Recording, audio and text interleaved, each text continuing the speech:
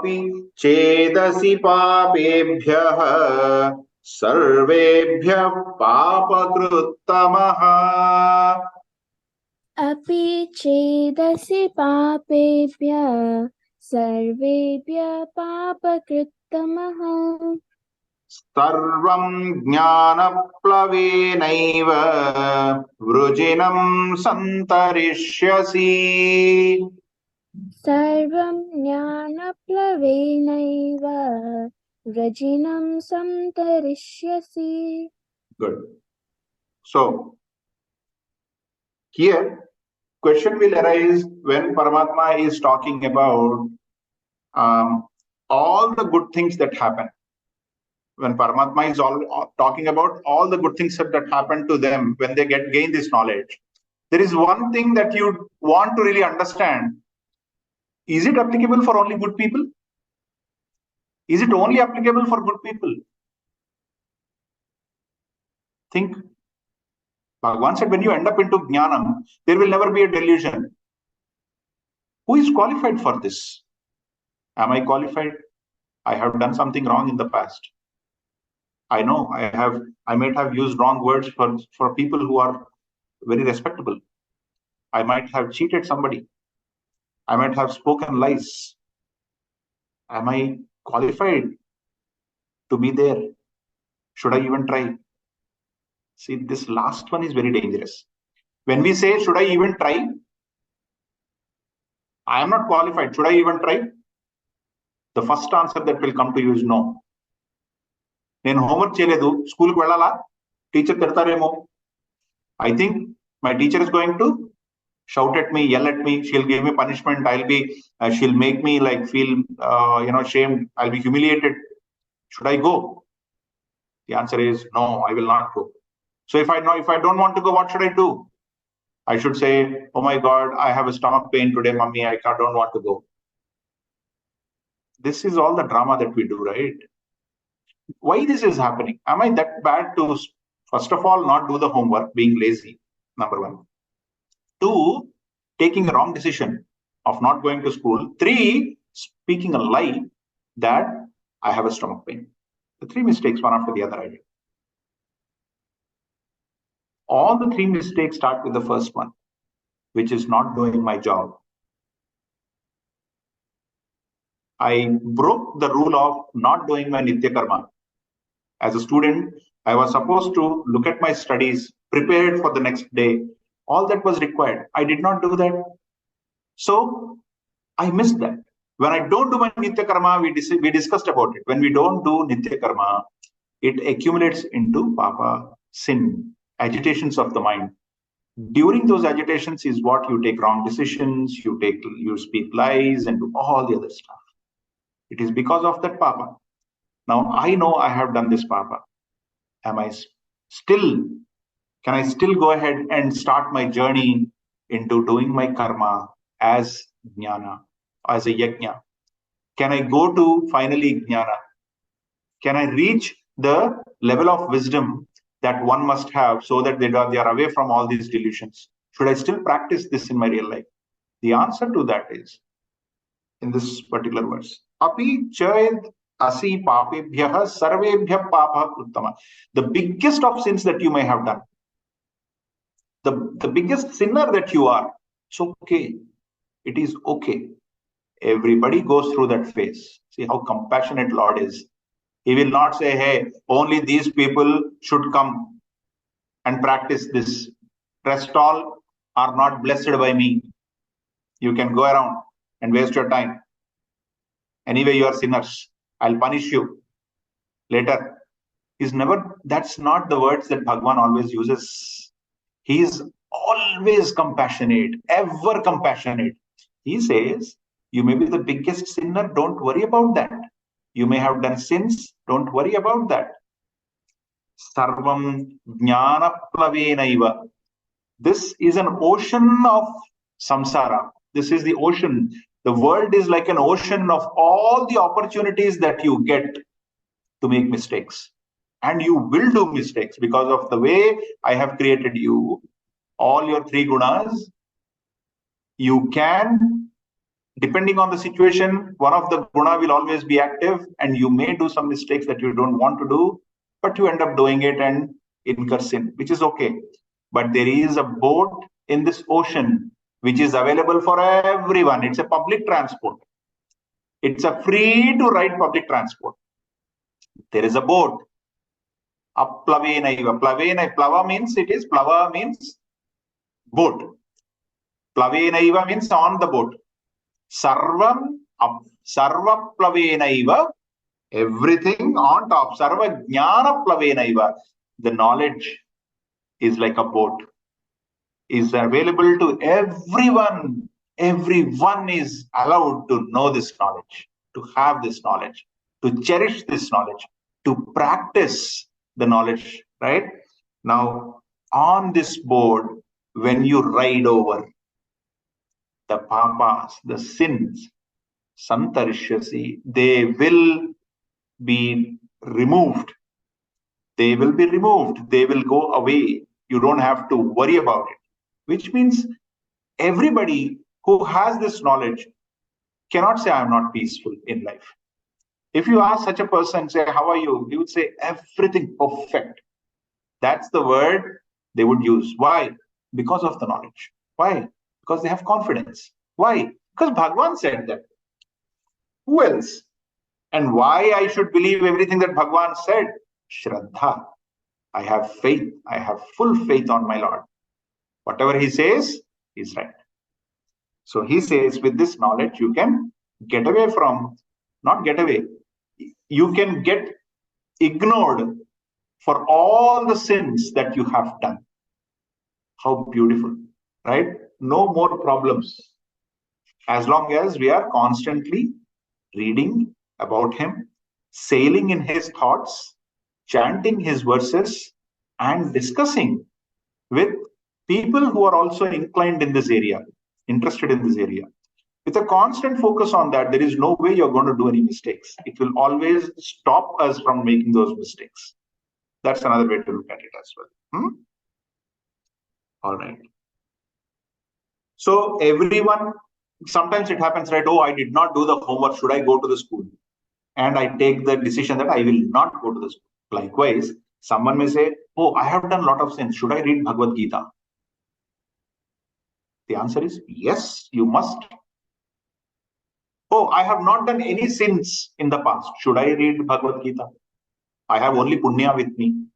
Or the moment you thought that you have not done any mistake and you only have punya, nothing else, you must read. That itself is a papa. That positive attitude, pride, is also a sin, right? So you must also read once again. So this has to be read by everyone, regardless of what social sector they come from, what kind of activities they have done in the past versus what they are currently doing. It is applicable to all. Beautiful. So this knowledge is very, very available, and it must very much available for everyone, and everyone can enjoy. Let's go to 37 and see what Paramatma is going to unveil here. These are all a lot of metamorphs, poetical metamorphs, that he is finally making us believe very strongly that we must adhere to the knowledge that we are gaining through the scriptures. Okay. Pranavitali, can you chat, man? Yathai-dhamsi samidhognihi. Yathai-dhamsi samidhognihi. Bhasmasat kurute-arjuna. Bhasmasat kurute-arjuna. Yathai-dhamsi samidhognihi. Yathai-dhamsi samidhognihi. Bhasmasat kurute-arjuna. Bhasmasat kurute-arjuna. Jnanagni sarvakarmani. Jnanagni sarvakarmani. Bhasmasat kurute tatha. Bhasmasat kurute tatah. Let's try the full lines, Tali. Yadhaidhamsi samidhognihi bhasmasat kurute Arjuna. यथैधांसि समिद्धोऽग्निः भस्मसात् कुरुते Arjun Jnanagni sarvakarmani bhasmasat kurute tatha. ज्ञानाग्निः सर्वकर्माणि भस्मसात् कुरुते तथा. Beautiful explanation of giving an example and saying what happens. Right? All the work that we do is important. As a teacher, one must teach. As a student, one must study. As a parent, one must care. As a social being, one must serve the society. Isn't it? These are all karma. These are all rightful duties of an individual, and one must perform. But the catch here is all these actions always result into some outcome. Those outcomes are like fruits on the tree. Looking at a great, nice, lovely, yummy fruit, I cannot stop myself from plucking it and eating it. When the outcome is so lovely, I would desperately go eat it up, own it as mine. Though it is not mine, it is tree's. It belongs to the tree. But I capture it and I say it's mine. This is something which is an inbuilt or inherent problem hidden inside every karma, right? So we need a mechanism, we need a tool, we need a direction to avoid that. Why we should avoid? This is a question a lot of people ask. Why we should avoid? It's my hard work, buddy. I have taken care of that tree. Now the fruits are coming. It's mine. I will eat it. Okay. So you're not going to give it to the birds? No, I will shoot them if they come onto the trees. I will put all different kinds of traps so that they don't come. It's my tree. I should eat it. Right? So this kind of thought process, when we get into, this is called karma bandha. Craving for the results, strongly adhering ourselves to the results, owning ourselves, all the expressions. Failure we don't own. If the fruit is not coming good, right? If it is like crooked, not completely grown, say, hey, somebody gave me wrong seed and I planted lot of effort. See what is coming up there. Nothing is coming. I put everything, I did everything, but it's not coming. It's not my fault. That wrong seed, that Purushottam sir, he gave me that. That is because of him. Purushottam cannot give anything wrong. Purushottama will always give the best. That's why he is Uttam. But I did not take care, or maybe the prevailing surroundings are not good for the crop to grow. Failures we will not own. Only the success. Only the success we own. Failures we do not own. Right? So these are all the inherent problems in karma. This will lead to the karma bandha. Repetition. The vasanas get accumulated. The desires get accumulated because of the experiences. Now, I cannot avoid experiences. If I have done a job, the result will come. And looking at that result and entertaining that result or perceiving the result, my heart would definitely get that small vibe. I cannot avoid that. That is the nature of my mind. It will get response. And to that response, this reacts. I cannot avoid that. That's the nature of it. So what should I do? That is what is making me go into this sin. If I react to that positively or negatively, I'm getting into sin. How can I come out of this? Yathaidhamsi samiddha agni.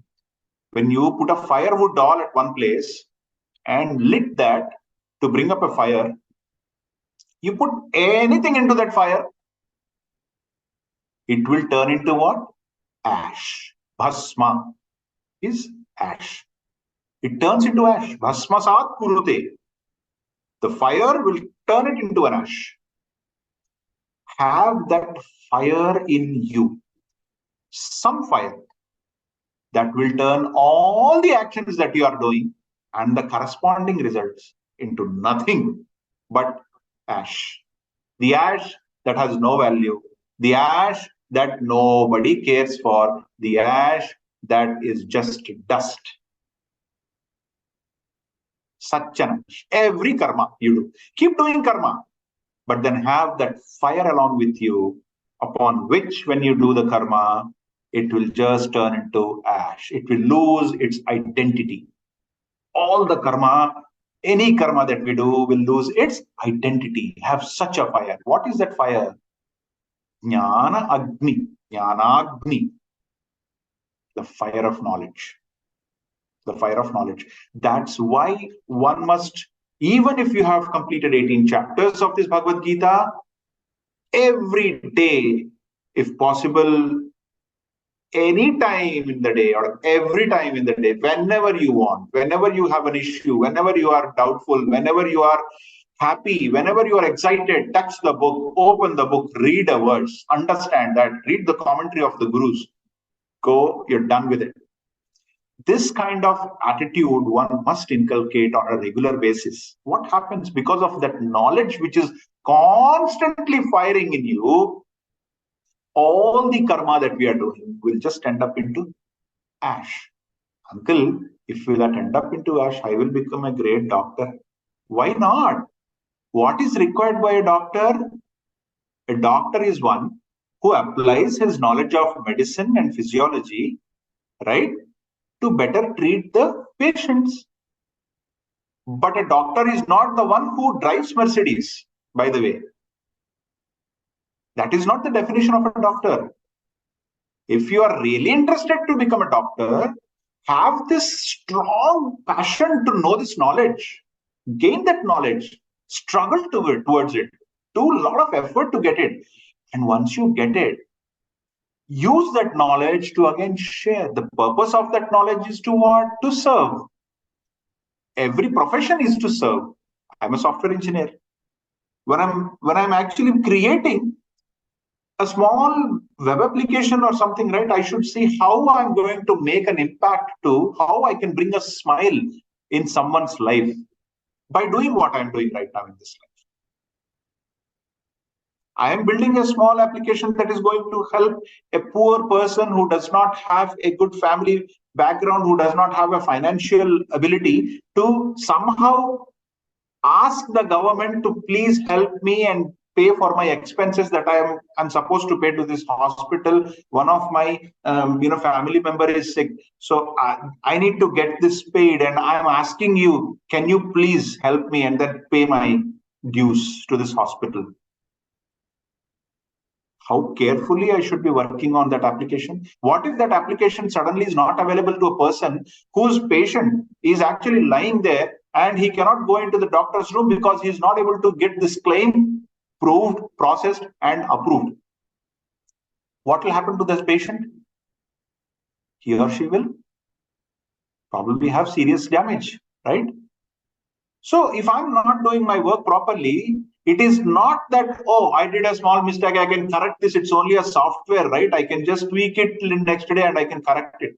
But what is the damage that you have already done to someone who is dependent on that application? I'm talking from my perspective because I'm into software industry. This applies to every profession. We are here, all these professions are to serve, to bring happiness in someone's life. And that happiness is strongly obstructed when I don't do my actions properly. So I must do everything. I cannot say, oh, karma has got these results. Somebody, being happy because of my work will make me jealous, will make me, or will make me overly pride.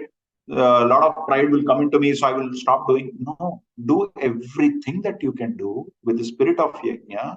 However, have this knowledge about how the activity is to be performed, what to do with those results. All that is available in the Jnana, in this Samhita, in this book, everything is available. Use that knowledge constantly, keep it as a fire along with you, so that all the karma that you are doing, put it into that.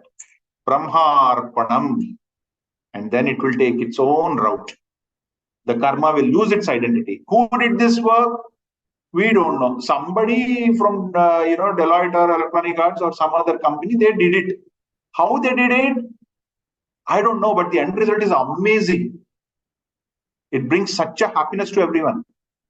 It is helping so many people. Who did it? Nobody will know that it's somebody called Pawan sitting there or somebody called Rajesh sitting there, somebody called... No names will be known. That is the beauty of karma. When you do karma with that attitude, only what remains is happiness, nothing else. Right? So, such a fire of knowledge we should always keep with us, because sarva karmani bhasmasat kurute. All the actions will be turned into an ash, leaving no bondage. Tomorrow nobody can come back and say, oh, because of this action I have incurred sin. No, because I have this knowledge, I did the action the right way. All right. 38. Let's go to 38. Krishna, you're right on time. Let's chant 38. Sure. Nahi jnanena sadrusham. Sahi jnanena sadrusham. Nahi jnanena sadrusham. Nahi jnanena sadrusham. Pavitramiha vidyate. Pavitramiha vidyate. Tad swayam yoga samsiddhaha. Tatsvayam yoga samsiddhaha. Kalenatmani vindati. Kalenatmani vindati. Again, full lines. Nahi jnanena sadrusham pavitramiha vidyate. Nahi jnanena sadrusham pavitramiha vidyate. Tat swayam yoga samsiddhaha kalenatmani vindati. Tatsvayam yoga samsiddhaha kalenatmani vindati. Beautiful. There is nothing other than this knowledge which is the purest of all. There is nothing purer. Even you can say like, oh, when I see, like, when I go to Manas Sarovar, the water is so pure. Purer than that is this knowledge, which is scripted by so many great saints and has been offered to us with a lot of love and compassion. This knowledge that we are getting through the Upanishads, through Bhagavad Gita, is the ultimate knowledge that is purest and the purest of all. By having this knowledge, by constantly reveling into this knowledge and getting into a siddhi, a state of perfection. State of perfection in the sense what? If we don't apply it regularly, will we become perfect? The answer is no. So to become perfect, what we should do? You should constantly revel into this knowledge. I know there will be a lot of deviations. Sometimes we may get deviated. Come back. Jump onto it again. There is nothing like that. I went out of touch for 20, 30 days, 40 days. I did not, somehow I got lost into other things.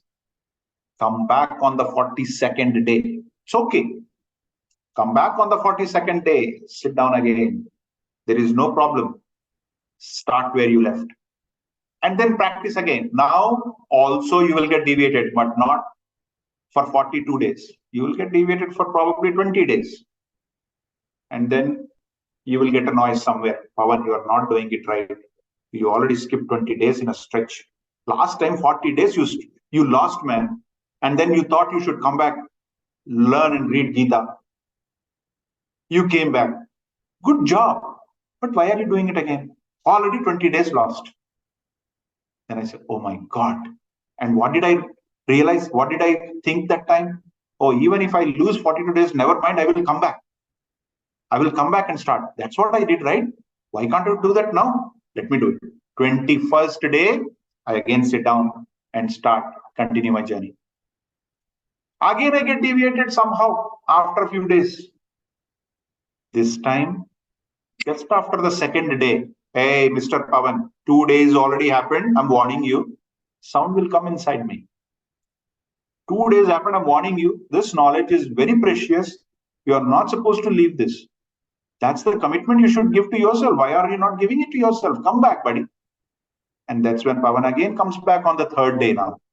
From then on, whatever he does, he will never leave a day where he's not thinking of Bhagavad Gita.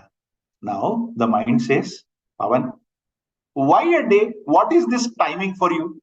Why can't you make it every hour once? Why can't you make it every moment? Why can't you do that every activity that you're doing? Just think of this. Now we are making progress. This is called perfection. But if I don't constantly practice and come back to it every time, it is not possible. Does that mean that everybody is perfect on day one? No. Some people take 40 days and then come back. Some people 100 days and come back. Some people take millions of lives, but they have to come back. Think about it. Today we are all in this session talking about Bhagavad Gita. What is the need? We could have stayed somewhere. We could have slept. We could have done many things. Why are we here? Think about it. Why are we here? Something in us is provoking us to come down, sit down, give this time dedicated to Bhagavad Gita, right? That thought itself will drive us into it, to perfection. That thought itself will drive us to perfection. Now, Bhagavan says, such a person who is perfect in knowing this knowledge, applying this knowledge, and treating himself as a product of this knowledge becomes a yogi. That state is called yoga. Merging yourself with this knowledge. That means this knowledge and you are not different. What does that mean? It means if I'm taking a decision in life, I'm taking the decision based on Bhagavad Gita. If I'm doing an activity, I'm doing as per Bhagavad Gita. If I'm living a life, if I'm making a family, if I'm communicating with people, I'm doing as per Bhagavad Gita. There is no difference between what Bhagavad. So if I see my Guru, Swami Chinmayananda, I feel he is Bhagavad Gita for me. Whatever he has done in his life, if you go through the biography, you will know that he is Bhagavad Gita. Ramana Maharshi is Bhagavad Gita. Shankaracharya is Bhagavad Gita, nothing else. All these saints are no different from Bhagavad Gita. When you are saying that these are no different from Bhagavad Gita, because whether you read Bhagavad Gita or where you learn their life story, they are both same. If you think that, that means these two are not too different. When you say these two are not too different, that means they have merged. Water and milk are not too different when they mix into each other. They just become milk. You cannot say this is milk with water, this is milk without water. You can taste and tell, but you cannot see and tell whether in the two bowls, which one has more water. You cannot say that. Similarly, because of the perfect merger, that perfect merger is called as yoga. The knowledge, when it merges very perfectly with us over a period of time, that time could be days, years, or lives. But when it merges, it's called the state of yoga. And in that state of yoga, over a period of time, kalena means it is not immediately. Kalena means over a period of time. One will always merge with this knowledge and then will see me in him. That is the moment when he will say, oh, until then it will be like, oh, I heard about, Bhagwan is there everywhere. He is there in me. He is there in you. He is there in plants. He is there in animals. Yeah, I have learned about it. But there will be a time where you will be seeing it in yourself. You will see Paramatma, oh my God, temple. You'll go to the temple, you'll go to the church, you'll go to the masjid, you'll go to Gurudwara, you go everywhere. But you say, oh my God, I see Bhagwan in myself. Why am I struggling myself, going at different places? He's always in me. I'm so happy about it. This realization will come over a period of time, not immediately. But for that, what needs to be done is a constant rehearsal of applying this knowledge, what we are gaining, based on the directions from our saints and masters. That is what 38 telling us. And who can do it? Not only those who are good, even the sinners can do that. In the previous verse we saw. Sarvebhya papa kruttama. The most sinner, the biggest sinner can also lead to this. It is not can also, it is will also lead to this. That is the assurance Bhagavan is giving. So regardless of if you see somebody like not trusting God, or let's say, hey, I don't believe in all these things, man. I don't do all of that. It's okay. Don't get mad about it. You know what? They lost the chance for this moment to take the surrendering attitude towards Lord. They will come back. If not now, kalenapi, over a period of time. Each one has got different time. There are few who will just do it in this life, because this human life is not going to come again. This is at least I know, I'm not sure what I'm going to get next, but at least I have this life now. Let me use it. This is the only life where it allows me to read the scriptures, understand, discuss with friends, communicate, think, rehearse. If not this life, then I'm not sure what's going to next. I can become a plant or a tree, or I don't know what I'll be, right? So I may not get this opportunity. So when I have an opportunity, let me not waste my time. And so I come back again and again and again and again and again, and somehow I'm not sure where I'm in my journey. Nobody knows. But the assurance from Paramatma is that everybody will go to a state of yoga with the knowledge. And at that point in time, the end outcome of that is I would say that Paramatma, you are there in me. I can see you every day. This body, this mind, this intellect, the way it is operating, I can see your soft hand behind that pushing all the time. It's only because of you. And I can see you clearly. This is the quality of life one would get into. All right. So we have 5 more minutes, but I don't want to jump into. We'll do one thing. We will just stop here. And next session probably would be the last session for this chapter 4. So after that, I will open up for everyone. So if it is possible for you, go through chapter 4. Think of few things that are really striking in this chapter and share your experiences, share your thoughts, even a line. Try doing that. Okay? Go through any commentary that you have, any guru's commentary. I stick to Swami Chinmayananda because it's easy for me to understand. I've got connected to it. But you can read anything. But try to see what is the striking factor from chapter 4. As we may finish in first 15-20 minutes or 25 minutes. We will have more time. So during that time, we can discuss what are the common striking areas, what are the core things that we learned from chapter 4. And then slowly, if time permits, we will give a small intro to 5, and then we'll go from there. Okay? Maybe we'll continue further on the upcoming sessions for chapter 5. But let's see. We end chapter 4 with a beautiful summary, or a very good, there's cheat sheets. When people say cheat sheets is easy to recollect what it is all about. Create that for yourself, customize it, paste it somewhere, and please share your thoughts in the next session. Okay? I'll be looking forward for that. Okay. So I'll stop here, and let's do the closing prayers for today. Om Sarve Bhavantu Sukhinah, Sarve Santu Niramayah, Sarve Bhadrani Pashyantu, Ma Kaschit Dukkha Bhag Bhavet, Asato Ma Sadgamaya, Tamaso Ma Jyotirgamaya, Mrityorma Amritam Gamaya.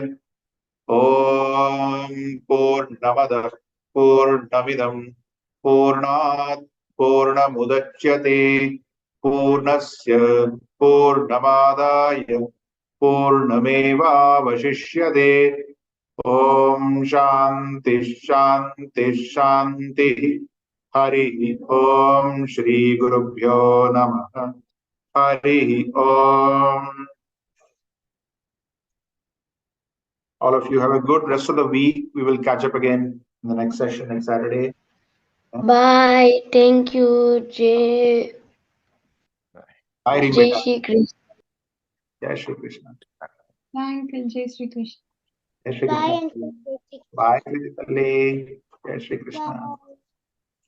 Jai Shri Krishna.